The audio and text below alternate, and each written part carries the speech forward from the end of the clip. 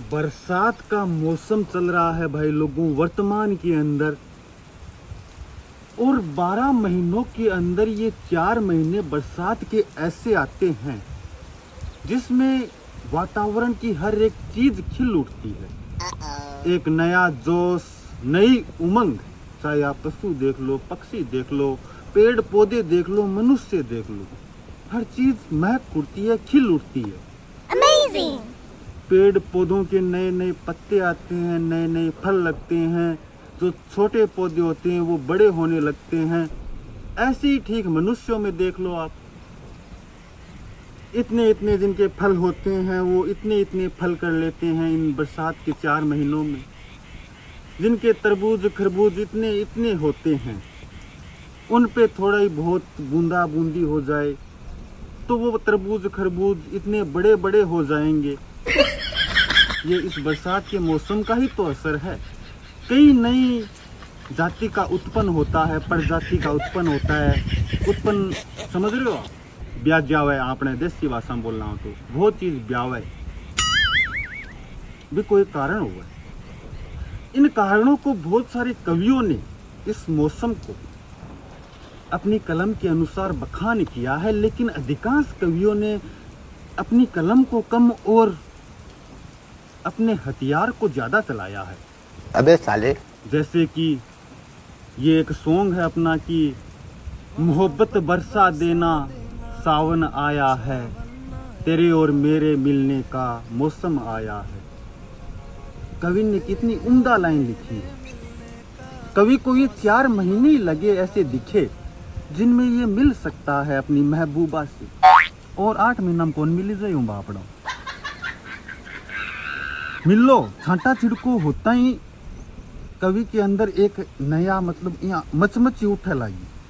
अब कवि कहना चाहता है कि मैं भी थोड़ा छिड़काव करूं, बूंदाबांदी करूं, और जैसे ही बूंदाबांदी होगी कवि की कलम शांत।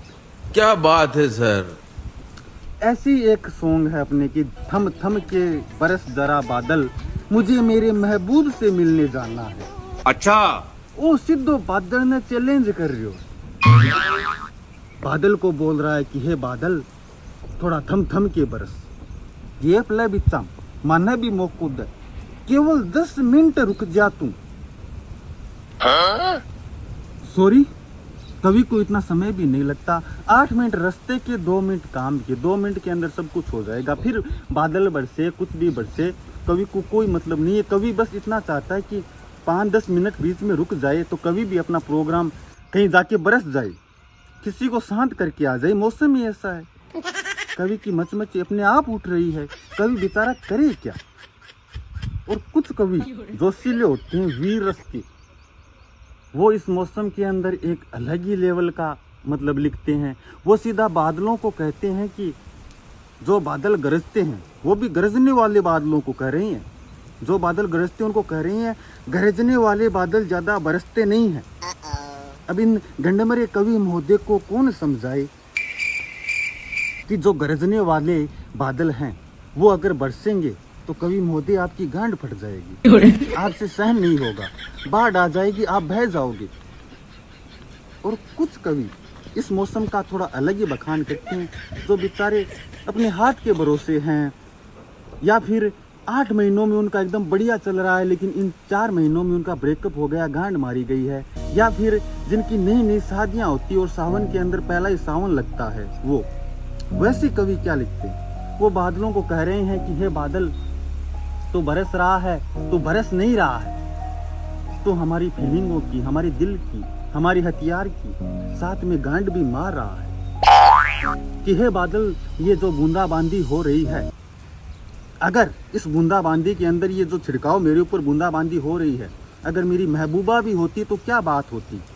बात वही होती जो आप समझ रहे हो। हम दोनों, वो भीगी हुई है, उसकी जुल्फें आगे आ गई, वो ऐसे पीछे कर रहा है कवि और बादलों से कह रहा है कि एक छाता होता और छाते के अंदर हम दोनों होते। कोई कवि तो कह रहा है सिर्फ दुपट्टा होता, दुपट्टे के अंदर हम दोनों होते और फिर बरसात होती। ऐसे बूंदाबांदी हो रही है। फिर जैसे जैसे जैसे आगे भावनाओं में कवि बढ़ता है तो कवि का हथियार कब हाथ में आ जाता है उसे पता ही नहीं चलता है। और जैसे तेज बूंदाबांदी होती है, जैसे बारिश तेज होती है, वैसे उसका हथियार, उसका हाथ इतना तेज चलता है, इतना तेज चलता है, बुलेट ट्रेन बन जाता है बहन चो।